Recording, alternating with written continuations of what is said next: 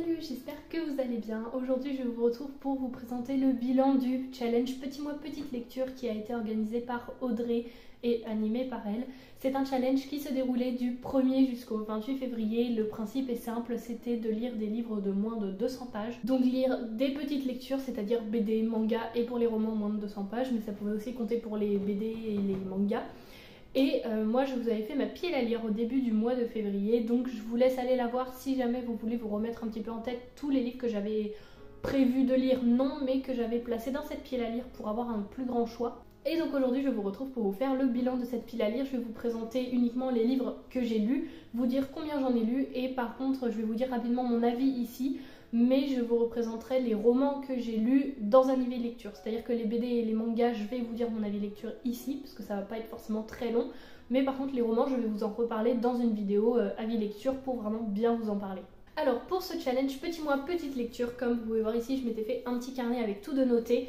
J'avais prévu 17 livres, parfois il y avait des tomes 8 et 9, à un moment il y avait un tome 1 et 2, donc je les ai comptés en une seule, enfin je les ai mis sur la même ligne, mais en tout il y avait 17 livres.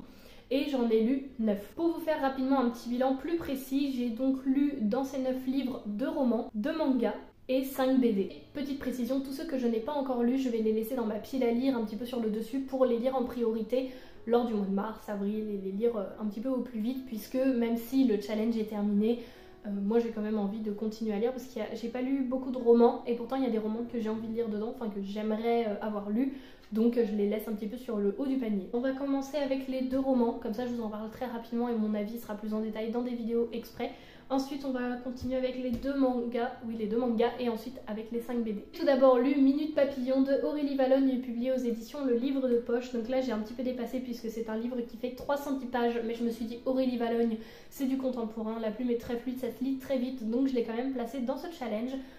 Ici on y suit tout simplement Rose qui est une mère célibataire de 36 ans qui a toujours été dévouée pour les autres, qui a toujours fait passer les besoins des autres avant les siens. Et un jour elle perd son père et son emploi et elle apprend également que son fils de 18 ans, Baptiste, quitte la maison. Pour elle son monde s'effondre alors et elle décide, parce qu'en fait elle est nourrice, est alors contrainte d'accepter de travailler comme dame de compagnie pour une femme assez excentrique, assez folle, enfin c'est comme ça que c'est écrit, et pour sa fille qui l'est 10 fois plus. Rapidement ça a été une bonne lecture où j'ai passé un bon moment mais où j'ai trouvé qu'il y avait un petit peu trop de caricatures, les personnages étaient trop stéréotypés. Donc pour moi c'est une bonne lecture mais que je ne retiendrai pas dans le temps. La deuxième lecture que j'ai lue, hélas, il fait partie de mes coups de cœur de l'année, c'est mon premier coup de cœur. Il s'agit de Un psaume pour les recyclés sauvages, c'est écrit par Becky Chamber et c'est publié aux éditions La Talente. Et dans ce récit, on est avec un petit moine de thé, tout simplement, qui cherche sa voie, qui cherche un petit peu à savoir qui est-ce qu'il veut être, qu'est-ce qu'il veut faire, où il a toujours ce sentiment d'avoir tout, mais il lui manque quand même quelque chose, il est las là de tout ce qu'il fait, il n'arrive pas à vraiment trouver son bonheur jusqu'au jour où il rencontre un robot qui pour lui c'est une légende parce qu'on en a toujours entendu parler mais jamais vu, et ce robot a pour mission un petit peu de demander qu'est-ce que les humains ont besoin, mais encore une fois ça dépend de chaque personne, ça dépend du moment, donc on y suit un petit peu toute cette aventure, tout ce petit périple entre ce moine et ce robot qui apprennent à se découvrir, qui apprennent à découvrir qui ils sont, qui apprennent à découvrir énormément de choses, mais je ne veux pas trop vous en parler parce que ça a été un énorme coup de cœur, je vous en parlerai plus en détail dans un avis lecture. Voilà pour les 2 romans, on va maintenant passer aux 2 mangas et je vais vous les présenter en même temps puisqu'il s'agit de Shadow House, le tome 8 et le tome 9, c'est écrit par Somato et publié aux éditions Glénat. Ici, je vous refais rapidement le résumé, on est dans la famille des Shadows qui n'ont pas de visage, en fait ce sont des ombres et qui ont des poupées vivantes qui leur ressemblent, qui ont pour but de représenter leurs émotions, leurs visages, qui sont en fait un petit peu leur visage.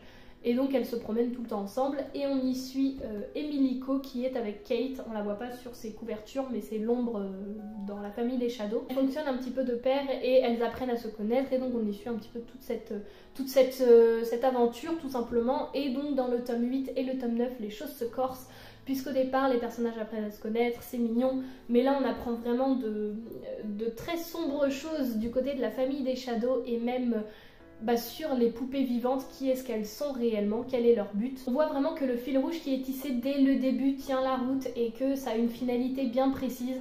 On a des révélations qui apparaissent, la tension qui monte, les 2 tomes s'enchaînent. Même si j'ai toujours un petit peu de mal tout au début à me remettre dans la saga parce que voilà, il y a plein de tomes et je lis beaucoup de choses entre chaque sortie de chaque tome. Bah voilà, j'avais besoin d'un petit moment pour me remettre dedans, mais une fois que je suis dedans, ça passe complètement, c'est hyper fluide. Et là j'aime beaucoup, vraiment j'aime beaucoup. J'ai pensé à un moment peut-être abandonner cette saga, mais en fait là ça y est, les révélations s'enclenchent, les choses arrivent et on apprend vraiment qui est réellement qui et quel est le rôle et à quoi ils servent et pourquoi est-ce que c'est comme ça. Et franchement on arrive dans un côté sombre de l'histoire et je me dis mais c'est tellement bien ficelé, c'est tellement bien écrit. Encore une fois, c'est ce que je vous ai dit dans mon avis lecture sur Instagram, je sais pas s'il y aura encore beaucoup de tomes, mais c'est vrai que moi, là, je compte vraiment poursuivre cette saga jusqu'au bout parce que j'ai envie d'apprendre la finalité de ça et de me dire, mais mince, est-ce qu'ils vont réussir à s'en sortir?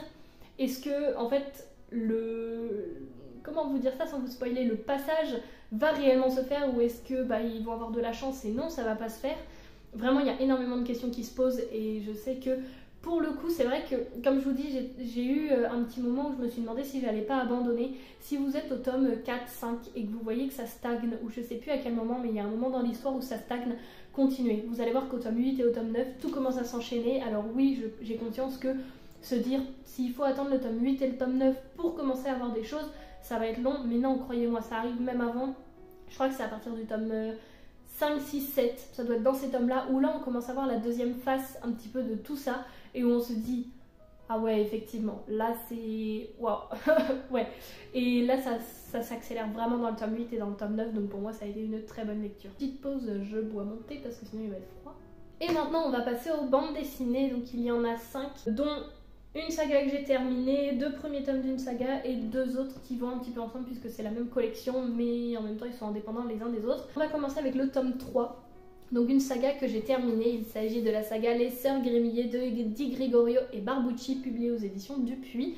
Ici on y suit la 3e sœur qui est Lucille, puisque le titre c'est Le secret de Lucille. On a suivi, il me semble que c'est Cassiopée, oui, Cassiopée dans le premier... non, Sarah dans le premier tome, Les Amours de Cassiopée dans le 2e tome, et ici Le secret de Lucille, le trésor de Lucille, pardon. Je crois que c'est ma fierté du mois, puisque je vous en avais parlé. Au moment où j'ai acheté cette BD, où je l'ai feuilletée, je me suis rendu compte qu'il y avait des pages entières emplies de baleines. Et il faut savoir que les baleines, c'est ma plus grosse phobie, c'est vraiment ma phobie où je ne peux pas en voir, ça me terrorise, vraiment ça me terrorise, c'est une réelle phobie, hein. On a le droit de se moquer mais c'est pas drôle. J'ai réussi à le lire, bon je n'étais pas toute seule pour le lire, hein. Dans le canapé je n'étais pas toute seule parce que je n'aurais pas pu clairement, ou alors je ne sais pas comment j'aurais fait, mais là c'était beaucoup plus simple avec quelqu'un à côté de moi. Je ne vais pas vous montrer des images, ce que j'aime bien faire pourtant quand je vous montre les BD que je lis, mais là clairement sinon autant je peux vous les montrer comme ça et ouvrir la BD, mais autant la Camille du montage va se détester elle-même, si vous voyez ce que je veux dire, s'il y a des gros plans de baleines, donc je ne vais pas le faire.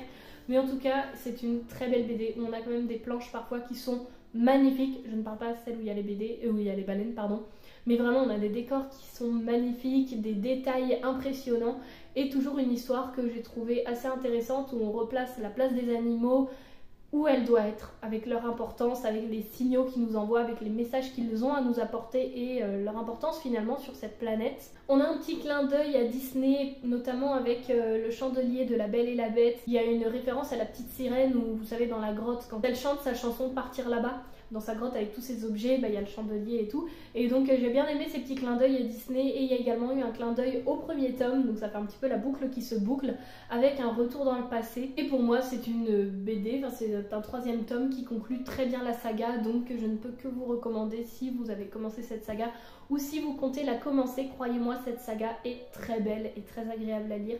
Le tome que j'ai le moins aimé ça a été le 2e, parce que Les Amours de Cassiopée c'était vraiment concentré sur une petite romance, même s'il y avait autre chose à côté, mais mon préféré reste le premier parce qu'il me touche particulièrement pour une raison précise et je l'ai trouvé vraiment très beau, donc le premier reste mon préféré parce que le 3e avec les baleines voilà, mais sinon le 3e est quand même très bien aussi. Ensuite la prochaine BD que j'ai lue, il s'agit du tome 1 et du tome 2 de Sorceline, une BD qui dort depuis hyper longtemps dans ma pile à lire, donc que je suis très contente de l'avoir enfin sorti. C'est écrit par Sylvia Douillet et Paola Antista. Le tome 1 c'est Un jour je serai fantasticologue et le tome 2 c'est La fille qui aimait les animonstres. Donc je vous montre un petit peu les couvertures plus en détail. Et ici on y suit tout simplement des élèves dont Sorceline qui est le personnage principal qui entre dans une école, enfin pas dans une école mais qui entre en stage de magie afin de pouvoir reconnaître et soigner les animaux fantastiques. Et j'ai bien aimé, ça a été une belle saga, enfin une belle saga, une bonne lecture du moins des 2 premiers tomes. Je vous montre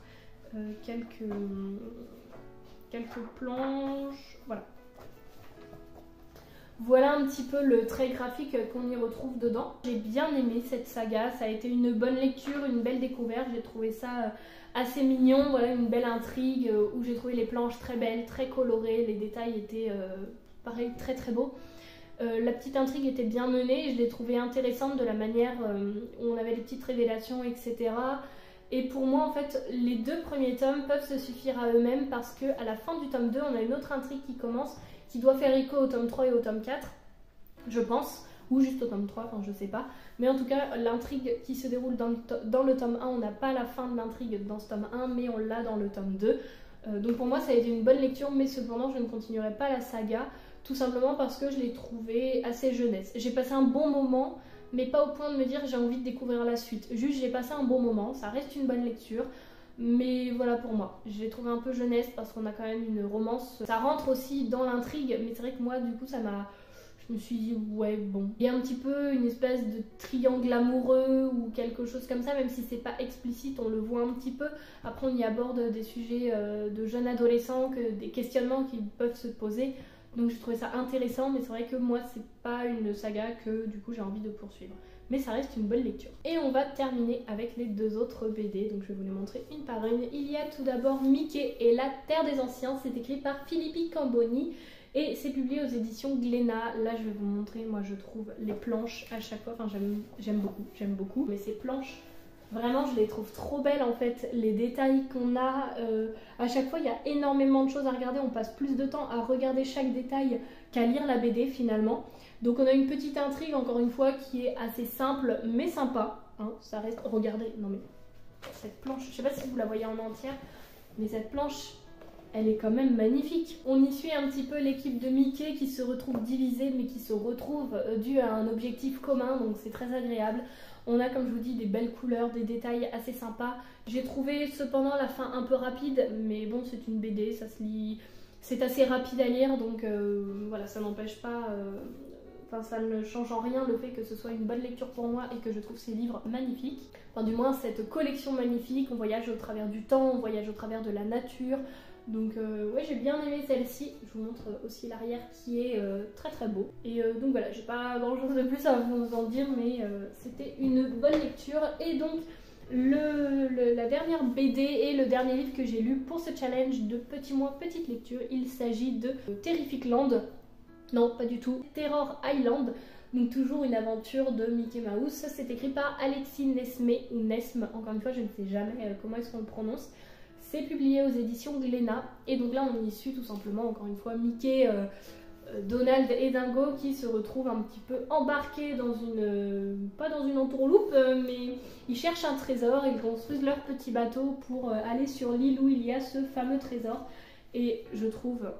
autant c'est pas le même design, le même dessin que l'autre, mais celle-ci j'adore les couleurs, enfin comment dire, l'intensité des couleurs, vraiment je la trouve vraiment belle. On y retrouve donc une petite enquête avec des petits pièges à déjouer, rien de bien fou non plus qui nous tracasse ou où on se dit mais comment est-ce que ça va finir ou autre. On sait un petit peu que c'est une BD qui se lit rapidement, c'est fluide, c'est agréable à lire, on passe un bon moment de lecture. Moi c'est tout ce que je veux retrouver quand je vais dans ces BD, c'est ce que j'ai retrouvé. Pareil visuellement, je trouve que c'est magnifique, donc moi ça me fait voyager, c'est tout ce que je recherchais, donc ça m'a plu. Maintenant c'est le moment un petit peu moins rigolo parce que je dois ramasser tout ce que j'ai mis par terre et vu qu'il y a des BD bah ça pèse lourd quand même. Et donc voilà pour ce bilan du challenge petit mois, petite lecture du mois de février. J'espère que cette vidéo vous aura plu. N'hésitez pas à me dire si vous y avez participé ou si vous découvrez là le challenge pour y participer l'année prochaine. N'hésitez pas à me dire si vous avez participé sinon au challenge février Tapal de Alex Bouquin en Prada, parce qu'elle le fait aussi en même temps, mais moi je me suis dit je vais pas gérer deux challenges sachant que je participe aussi à celui d'Eline où c'est par saison. Donc voilà, je voulais pas me rajouter un challenge en plus, déjà un par mois c'est déjà pas mal. En tout cas j'espère que cette vidéo vous aura plu, que vous aurez passé un bon moment, que peut-être je vous aurai fait découvrir des lectures, des livres, je ne sais pas. Mais en tout cas voilà, j'espère que cette vidéo vous aura plu et puis moi je vous dis à la semaine prochaine pour la nouvelle vidéo. Salut!